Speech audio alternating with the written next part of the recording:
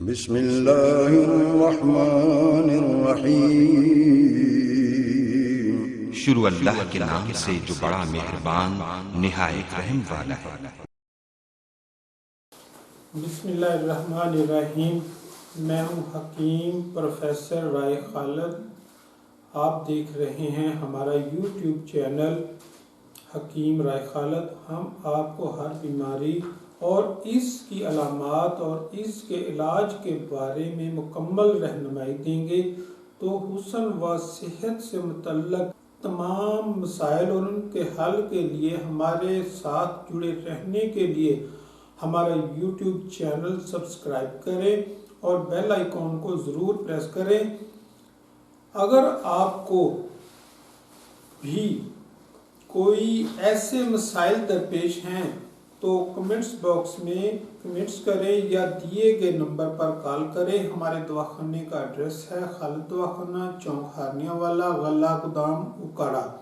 مجربات تمس تشریح: جسم انسان میں کسی جگہ سے خون یا رطوبات کا اخراج ہو تو یہ دونوں صورتیں ایک دوسرے سے مختلف ہیں۔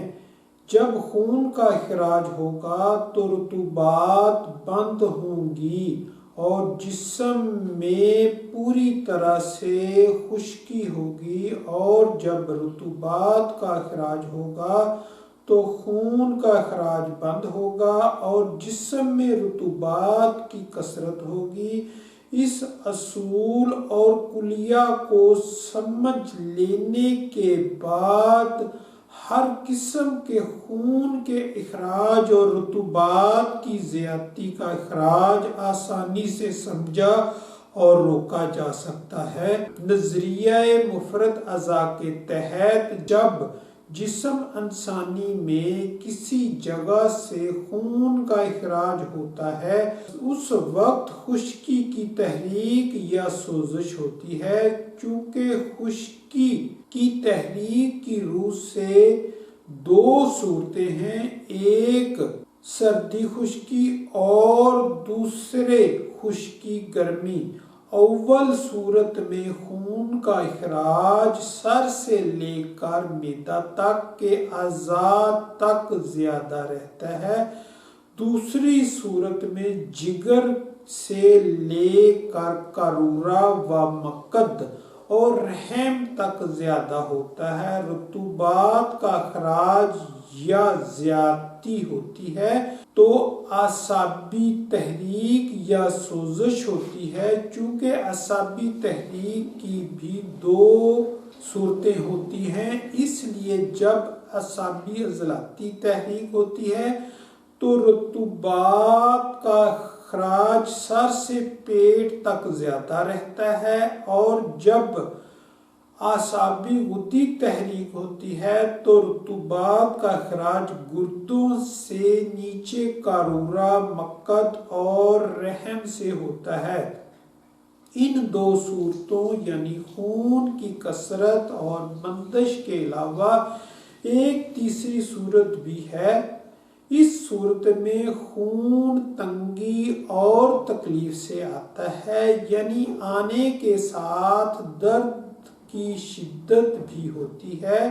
اس صورت میں غدد کے اندر تحریک یا شدت ہوتی ہے۔ اس کی بھی دو صورتیں ہیں، اول گرمی خشکی، اس میں خون زیادہ آتا ہے اور درد کم ہوتا ہے، دوسری صورت گرمی تری، اس میں خون کم اخراج پاتا ہے لیکن درد زیادہ ہوتا ہے۔ ان حقائق کو سامنے رکھتے ہوئے عورتوں کو ماہواری کے خون کی کمی بیشی، نفاس میں افراط و تفریط اور سیلان رحم کی زیادتی وغیرہ میں وہی صورتیں ہیں جو اوپر بیان کی گئی ہیں، یعنی کثرت تمس، ماہواری کی زیادتی، عضلاتی تحریک۔ نمبر 2 احتباس تمس، ماہواری کی بندش، اعصابی تحریک۔ نمبر 3 اسرت تمس ماہواری کی تنگی غدی تحریک ہے۔ البتہ یہ نکتہ یاد رکھیں کہ قدرت نے عورتوں کی اس طرح تخلیق کی ہے کہ ان کو مکمل عضلاتی تحریک بھی نہیں ہوتی، بلکہ ان کا سب کچھ غدی تحریک تک ہی ختم ہو جاتا ہے اور برائے نام عضلاتی تحریک ہوتی ہے۔ اس لیے نظریہ مفرد اعضاء کے تحت ان کی صورتیں اس طرح ہوں گی: نمبر 1 کثرت تمس غدی عضلاتی تحریک یعنی گرم خشک۔ نمبر 2 احتباس تمس اعصابی غدی تحریک یعنی تر گرم۔ نمبر 3 اسرت تمس یعنی کہ درد سے حیض ہونا، گرم تر تحریک۔ ان کا علاج ان تحریکات کو عضلات سے غدد کی طرف، غدد سے اعصاب کی طرف اور اعصاب سے عضلات کی طرف الٹ دینے سے ہو سکتا ہے۔ مجربات درج ذیل ہیں: کثرت تمس علاج گرم تر، یہ امر یعنی کہ غدی اعصابی۔ یہ امر ذہن نشین کر لیں کہ اکثر معالجین خصوصاً ایلوپیتھی ڈاکٹر اخراج خون کو روکنے کے لیے اکثر حبسات اور قابضات کا استعمال کراتے ہیں، جیسے کیلشیم اور فیرم کے مرکبات، چونا اور فولاد وغیرہ۔ بعض اوقات ان سے عارضی فائدہ ہو بھی جاتا ہے لیکن نتیجہ نقصان ہوتا ہے۔ بعض کم علم اور جاہل اطباء اس مرض کو گرمی کی زیادتی خیال کرتے ہیں، سرد خشک یا سرد تر ادویات استعمال کراتے ہیں، یہ بھی غلط ہے۔ جاننا چاہیے کہ کثرت تمس ہمیشہ خشکی یا سوزش سے ہوتا ہے۔ یہ خشکی اور سوزش گرمی کی زیادتی سے ہی کیوں نہ ہو، لیکن بہرحال گرمی کی کمی ہوتی ہے، کیونکہ گرمی ہی کم ہے کہ جس سے خفگی اور سوزش کی تحریک ہوتی ہے۔ یہ بھی یاد رکھیں کہ یہی خشکی اور سوزش ہے اکثر ورم میں تبدیل ہو جاتے ہیں۔ اس کے لیے کثرت تمس کا علاج محللات سے کیا جانا چاہیے۔ نسخہ درج ذیل ہے: زیرہ سیاہ 20 گرام، بادیان 30 گرام، گندھک آملہ سار 30 گرام۔ صفوف بنا لیں۔ مقدار خوراک 1 گرام سے 4 گرام تک، دن میں 4 بار۔ ہمراہ گرم پانی۔ غذا مناسب رکھیں۔ تنگی حیض یعنی اسرت تمس علاج اعصابی غدی یعنی تر گرم۔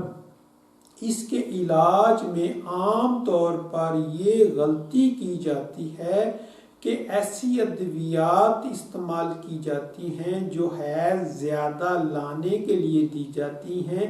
یہ دراصل سوزش خصیت الرحم، خصوصاً سوزش غدد ہوا کرتی ہے۔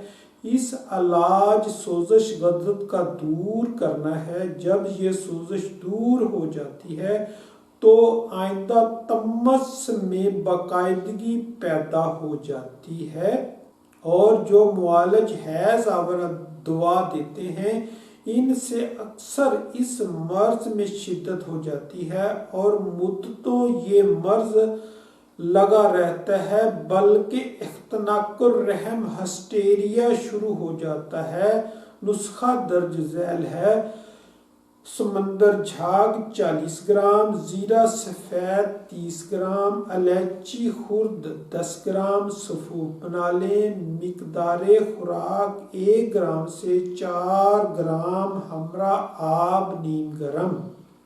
رکاوٹ احتباس تمس، علاج گرمی خشکی، غدی عضلاتی۔ اس تکلیف کے علاج میں اکثر یہ غلطی کی جاتی ہے کہ مدرات حیض کا استعمال کیا جاتا ہے۔ اس میں مدرات حارہ بھی ہوتے ہیں اور مدرات باردہ بھی ہوتے ہیں، یعنی ہر مدرات کا سوال ہی پیدا نہیں ہوتا، کیونکہ خون کا دباؤ اس وقت بڑھ سکتا ہے جب رکاوٹ احتباس تمس، علاج غدی عضلاتی یعنی گرم خشک۔ اس تکلیف کے علاج پر اکثر یہ غلطی کی جاتی ہے کہ مدرات حیض کا استعمال کیا جاتا ہے۔ اس میں مدرات حارہ بھی ہوتے ہیں اور مدرات باردہ بھی ہوتے ہیں۔ یہاں پر مدرات کا سوال ہی پیدا نہیں ہوتا، کیونکہ خون کا دباؤ اس وقت بڑھ سکتا ہے جب جسم میں رطوبات کی بندش ہو، جیسا کہ ہم ابتدا میں لکھ چکے ہیں۔ نسخہ درج ذیل ہے: ابہل 40 گرام، رائی 20 گرام، مرمکی 20 گرام صفوف بنا لیں۔ مقدار خوراک 500 ملی گرام سے 1 گرام تک دن میں 3 یا 4 بار۔